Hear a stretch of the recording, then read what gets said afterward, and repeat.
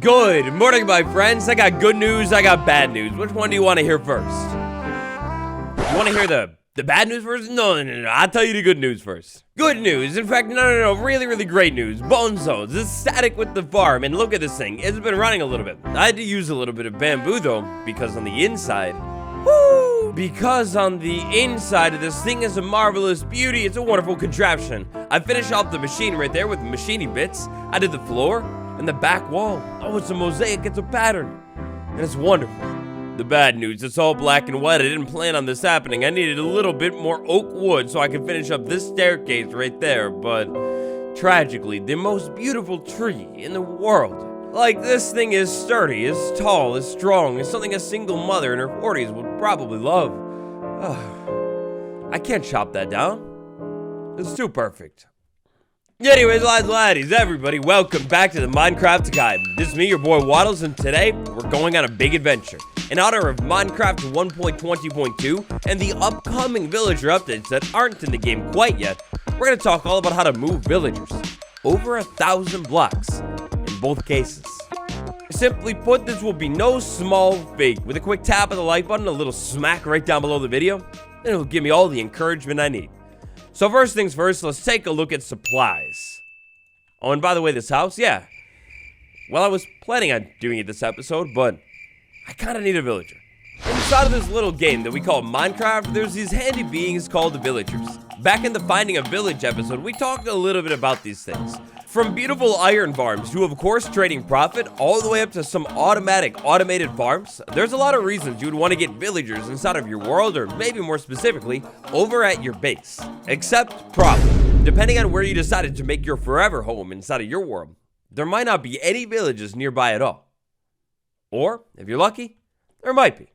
Long or short, no matter what, when it comes to the materials that you're going to want to gather up before you go out into your world and start trying to move villagers around over 1,000 blocks or less, you're going to want to have workstations. Workstations are going to be one of the most useful things for this process today. Considering the fact that I always have extra wood on hand, I think I'm just going to start with 3 workstations. Now, more specifically, the type of workstation that you go with, it doesn't matter at all. I just made composters because they're like insanely cheap. Like, it's literally just extra wood and slabs. Extra wooden slabs, and slabs are all that I have to this house, this being. It's an empty husk, a shell of a home. This is no home. This is a house. Anyways, boats. Boats are another big thing that you're going to want to have when you're moving villagers around. And basically, last but not least, with the method I'm going to show you how to pull off, you're going to want to have a bed. 100% of the time, you do not want to pull this off at nighttime. Nighttime is insanely evil. But I feel like there's one more thing that I should probably find too. I said I feel like there's one more thing that I should probably find too. And, well, that's gonna be a village. Back over here where so many sweet memories were made. Spawn, sweet spawn. Looking at my maps that I brought with me here, this is the main map. Our base is on this one. Over on this one, however, which I think, if I remember correctly, begins like literally right over here, somewhere inside of the river. Yes. Somewhere on this map, not too far off. I'm pretty sure there's not one, but 2 villages. Let's go there. Now, while I travel over to the village, I would like to answer a couple questions I've been seeing about our dear boy Bonezo. I've seen some comments, some accusations slandering my dear friend. Of course, the Bonezo that is back over inside of our base is the 100% and real authentic Bonezo, and not a mere replica of the Bonezo recaptured in the wild. Fresh start, new dog, everything like that because of departure. No, stop it! And so, just like that, I think I've hit maybe the world's biggest wild sweet berry patch. Like, look at this thing. This boy stretches miles and miles and miles. I don't think I've ever seen so many sweet berry bushes in the wild, but even more importantly, in the background. Well, let me get the angle right. Let me get the lens right. Even more importantly for us today, in the background is village number 1. Now look here, inside of our world, our job today, the main goal is to move not 1, but 2 villagers back over to our base. With 2 villagers, we can easily replicate them and make as many villagers as we need in the future. But there are kind of like 2 different methods that I'd like to show you. So what we're going to go ahead and do is pull 1 villager from this village, then we'll move it all the way back over to home sweet home. After all, we should only move 1 villager at a time. Then we'll find a different village and move another one, I think. Oh no, that's tragic. I can't let them see. They will be so sad. They will be crying. No, you come to find your beloved dear guardian, your savior. Well, don't you worry. He's right here. Strong, handsome, tall, and he's here. There are no rules. That's what I tell him. But 100% do not do this at nighttime. If it becomes nighttime, it's time to sleep.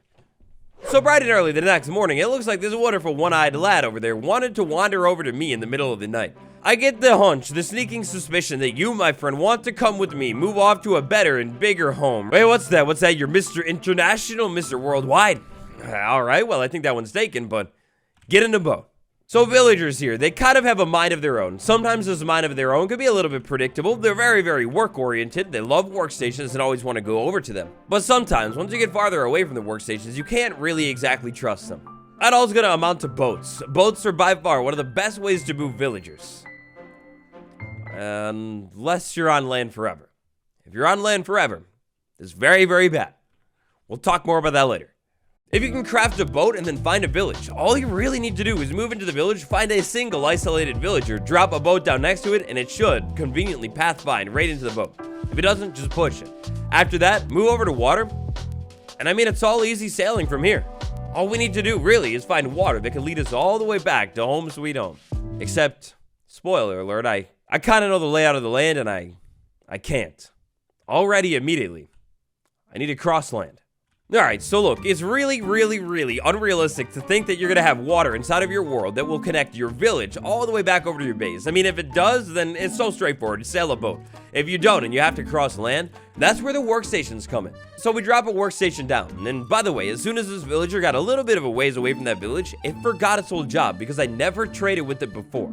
It's a great idea to move villagers that don't have professions locked in. We drop a workstation down over there, then we're gonna go ahead and drop another one over here in the direction that I wanna take this guy. I'm gonna come back over here and take this away. And then because that's the only other workstation over here, the villager is gonna use this AI to walk all the way over to it.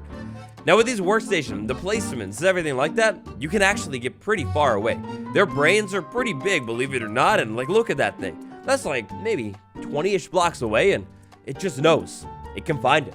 Now my target destination being over here by home sweet home, I kind of know the land a little bit. If I could move the villager over to that body of water, I'm pretty sure that I could almost all the way sail this guy way back over to my house. You, my dear friend, my dearest, you will get back in a boat. Thank you. I'll take the workstation and you lose the job. Now looking at the maps that I have here and knowing what I know a little bit about the land, I think what I can do here is take this river, wrap a little bit back towards the starter base, and then swing around over to the ocean.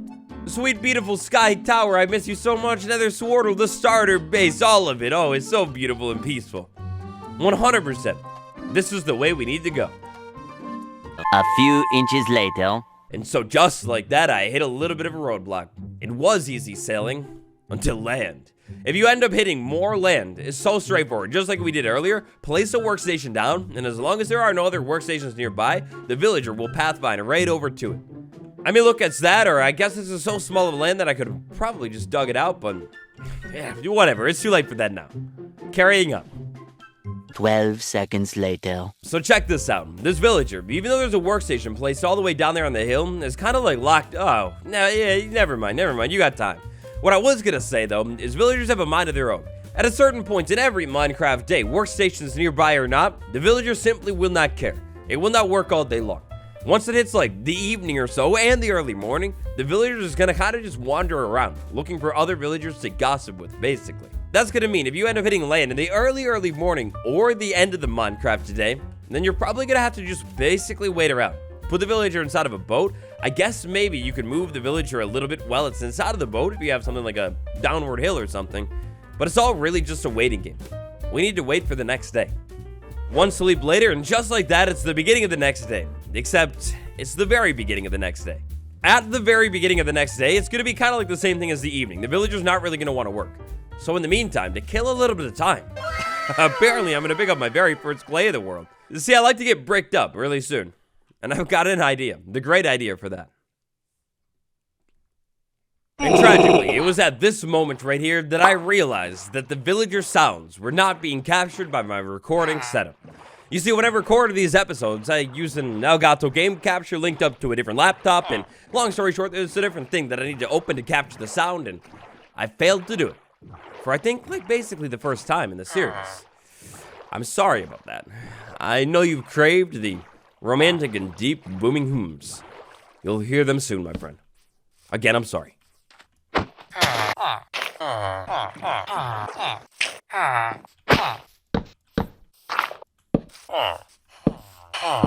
And so, just like that, a little bit of time later, I have a villager from the taiga that is 2,000 or so blocks away, somehow, miraculously, all the way over at my base.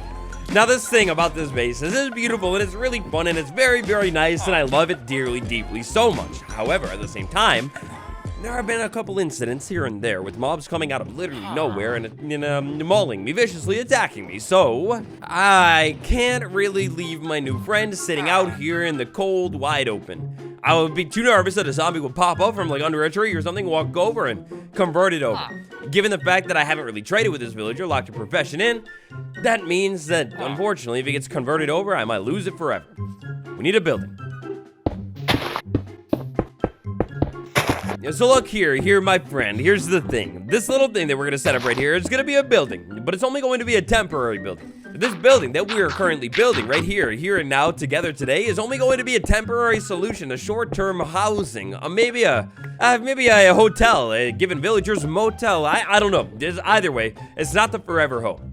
For sure, they're not gonna live here forever, but at least for the time being, they're gonna live here. No, this is gonna be the problem. Now that we have a bunch of workstations over here, villager, you're gonna try and lock onto other workstations I don't want you to be currently employed at, and it's gonna be annoying. I'm gonna have to force you repeatedly, or I'm just gonna build the bridge and move you over here, and then leave you inside of the boat that you're sitting in right now because you're terribly misbehaved.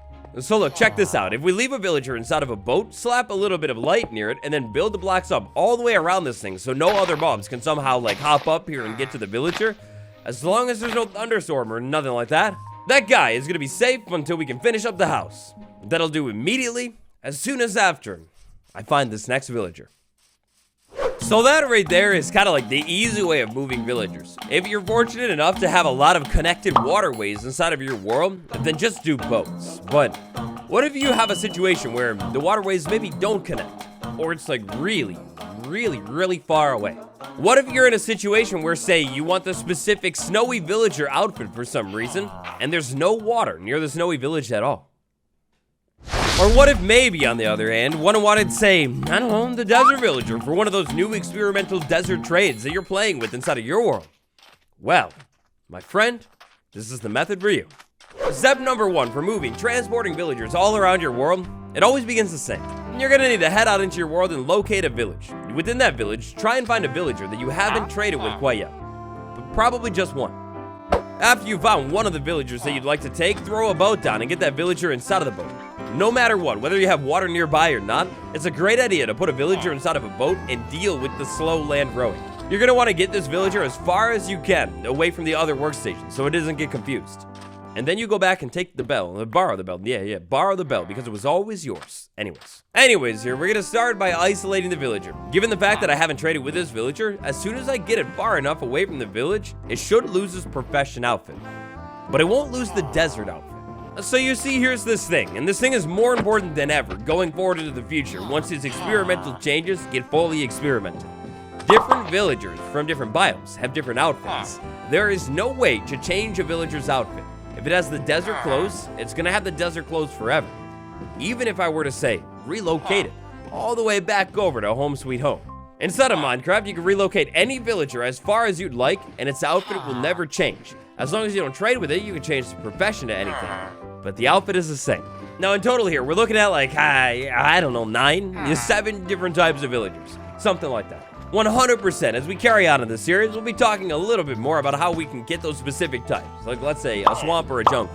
For today, though, all we really need to know is that there are different types of villagers and the outfits will never change. If it's a desert villager, it's always a desert villager. An uncooperating, vile, disgusting villager. So I've moved you so far away from your home sweet home and you're still clinging on to the past here. My friend, you gotta give it up. It's time to claim a new job. You're so annoying. If the villager's not giving up its job, try trapping it inside of like a contained area like this and let it just walk around for a little while. Hopefully before too long, it will just give it up. The reason this could happen is maybe because, well, definitely, I didn't pull out the old workstation back over at home sweet home. If I were to travel all the way back over there and pull it out, it should stop immediately, but also give it a little bit of time, and I think its AI will basically just reset. For this method here, what I'm trying to do is get this villager as close as I can all the way over to the nether portal that is sitting right over there on that hill. If you don't happen to have a village that is anywhere conveniently near water, then 100% the nether is going to be the way to go. But there's a lot more setup work involved with this method. So I don't know what that just did, but I got some green particles. You like the bell, huh? You like the sounds of your bell? Yeah. Very, very cool. Now please, stop mindlessly staring at the dirt wall right here. It's gonna be okay, my guy. It's gonna be okay. I promise, you're gonna love this house. I'll build you a beautiful home. In a time lapse, really, really soon here. Come on.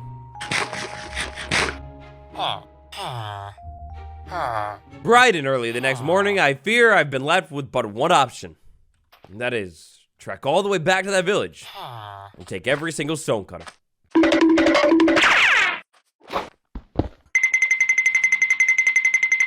One quick travel there and back later, and my friend, you've done it. You gave up your old job. Now listen, no need to be nervous anymore. Sensory deprivation chamber. Yes, it opens up again. You're free, my small boy. Sincerely and dearly, I'm sorry from the bottom of my heart for any punishment that you feel may have been a little bit cruel, unusual, and just unwarranted, but it was definitely warranted. Listen, come with me. We need to get you to the portal. From there, it's gonna be a breeze. So check this out. We get the villager next to the portal, break the workstation, and push it, and all of a sudden it goes in.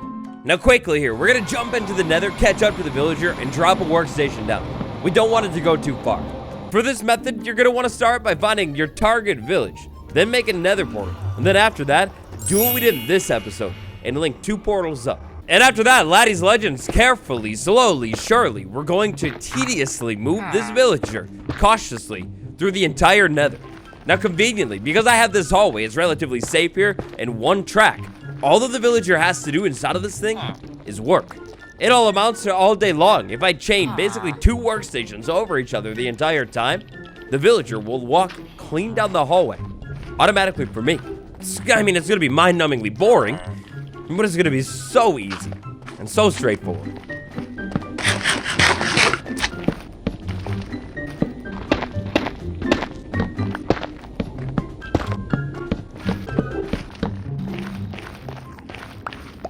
Now, unfortunately, a complication. There is no day-night cycle inside of the nether, but the villager still inherently knows the overworld one, which means at a certain point in the night, the villager is gonna stop moving down the hallway and taking jobs. We're gonna need to take a break, jump to the overworld, take a nap, and then get back to it. Eventually. Legends just like that, eventually, your villager is going to make it all the way to your destination. Now, the final thing that I recommend doing before you slide your villager back into the overworld is slide over to the overworld and just make sure, be safe, double check, triple check, that it's not the middle of the night. After that, if you don't have any workstations nearby in the overworld, it's not necessarily a terrible idea to queue one up and then get it ready. Inside of the nether here, with all possible escape routes fully blocked off, we can place a workstation right there and hopefully get you right next to the portal. Come on, my guy. If not, we could break it and shove you through. We jump through the portal and quickly, right away, just like that, you done it. It's all going according to plan. Now, look here. At this point, all I need to do is move this villager behind me into the waiting stall for today's episode. But, I don't know for sure when I'm gonna get back around to doing anything more with these villagers. And since that'll be the situation, potentially for a couple episodes here, lads, laddies, everybody, it's time we get to do a little building. Taking a look at our world here, so far inside of it, we've got a lot of cool different builds going on. We've got a little bit of spruce wood, dark oak wood, and some blue over there. We got bamboo, it's brand new. We got the nether wood as well, it's really cool.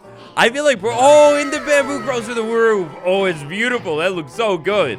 I was gonna say, I feel like personally, it's all kind of like meshing together really, really well. I want to kind of keep this theme going here, where we have different types of blocks on every single build, but somehow the builds all fit together. To pull that off, it's time for old Manny. But to be able to farm the mangrove wood, I'm going to use this clearing that I'm still contemplating and actually grow a couple mangrove trees. I'll plant one there, and I guess I'll plant one over here too. Immediately after that, it's actually also gonna be time for dark oak. So look, I'm not too sure quite yet what exactly specifically I'm gonna try and pull off here, but oh boy, I'm gonna try and pull something off for sure.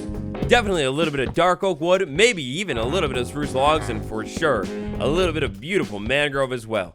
Maybe even I could mix in like some like stripped mangrove there too. Texture that boy up real good. Let's see what I can cook up.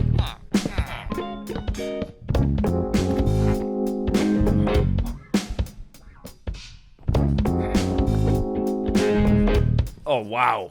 Oh, wow, that's big. Haha.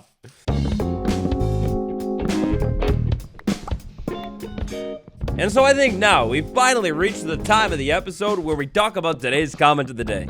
Today's comment of the day honestly threw me back to something I completely forgot about, but at the same time was also kind of recently thinking about. The trail ruin structure that we found way earlier on. Yeah, I kind of forgot about that, but I've been thinking heavily about doing something more with archaeology really soon. With today's episode, you see, I wanted to import villagers. I felt like with the update recently coming out and everything, it was like the perfect time to take on this project. But also, what I've been trying to do is take a look at some of the 1.20 stuff, like before it's 1.21, you know what I mean? I guess at this point, when it comes to the specific trail ruins that we find, I might kind of wait for a little while until I have better tools, or at least have been able to like repair up my shovel. Correction, make a diamond shovel. I should probably make better tools soon, right? I got it.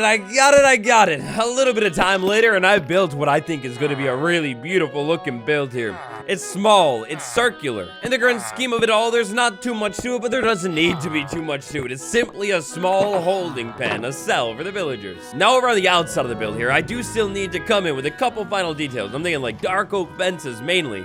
But check this boy out. I mean, I don't know about you, but we got the 4-angled roof going on with a small circle also in the middle. I was thinking glass on the very top. Maybe I could even use the cookie farm a little bit to make it brown. That could be pretty cool. Moving around in here right next to the sniffers. Look at the yellow, oh my gosh, and the red. It's like the build is made out of literal sniffers. It's ethical. If you've ever seen any Minecraft builders though, you know how it goes. When you get to that detailing step of your build, and any good Minecraft build, it's fences, and even more fences. For this build here today, I wanted to try something a little bit different. I don't usually do this, but I tried to make some small awnings out of trapdoors, staircases, and a little bit of fences that could go over the window. Maybe add a little bit of depth to the build. To finish off the top section of the build and kind of like fill it in a little bit more, I was thinking a whole lot of fences. They're pretty detailed looking, and it lets the red look through. To like break up the weird block combination. Maybe we could finish that off with a couple more fences. I mean, why not? Now look, pretty simply put, growing these beautiful mangrove trees all over the place, I think it would basically just be considered illegal if I didn't come in here with a little bit of mossy brick as well. I mean, how could I not? Now the tree sitch around the build, I'm not too sure quite yet. I'm really tempted to come in here and grow even more different trees, like maybe a little bit more oak, maybe even some tall spruce or something, but I guess for now I'm just gonna go ahead and leave these leaves right there. I think it does kind of work, and it's fine. For the front door of the build, we need something safe yet functional. To make it really functional, because zombies I play in hard difficulty can break down wooden doors, if you put a fence gate right here, it'll keep things out and also help keep things in. At this point in the build today, looking around here, I think I could basically let these villagers out. Anytime I'm walking in or out of this build, as long as I close that fence gate, I think the villagers are just gonna be trapped there forever. And maybe even with the fence gate, the zombies won't break the door down. I hope not. Now next up, brown dye, but also view of the build and the base, Wow, look at the bamboo over there, and then the tall tower right there, and our brand new build, front and center. When I was moving out to this base pick in this spot, this is kind of exactly what I was envisioning. We have builds like on the side of the ravine. Eventually, I'll have even more builds too on both sides, and whew, that looks good. I mean, it's small and simple, but I think it's nice. So now, let's go ahead and finish up this farm. And this thing, yeah, I'll harvest it soon. Of course, a world record cookie farm for life. Over on the inside of the build, for now, I'm gonna keep it relatively bare. I mean, after all, they're villagers. I don't want them too comfortable, right? With our very first brown dye of the world, we go ahead and make a little bit of glass, and then I realize, oh no, I need one more piece of brown dye, and I literally dropped it on the ground. Gosh, dang it. I'll be right back. And so here we are, laddies, everybody. And just a tiny bit of time later, and we have ourselves, not one, but two wonderful villagers over here at Home Sweet Home. What's that? You want a job? Hey, yeah, sure. Why not? For now, you can be a farm. Moving villagers, whether you're moving them a really far distance or just a tiny distance, it's definitely going to be a job. Hopefully you'll be able to find some water in the mix to make your life a little bit easier. Thank you all so much for watching this episode of The Guide. And please, don't judge the build too harshly. It's meant to just be a small, simple little thing. I think it's nice. Your takes, thoughts, and opinions, you throw them down in the comments below. And thank you all so much for watching. It's been me, Waddles. Your members get world downloads, patrons get early access. Check those out if they sound cool to you. Until next time, it's been me, Waddles. Goodbye, everybody.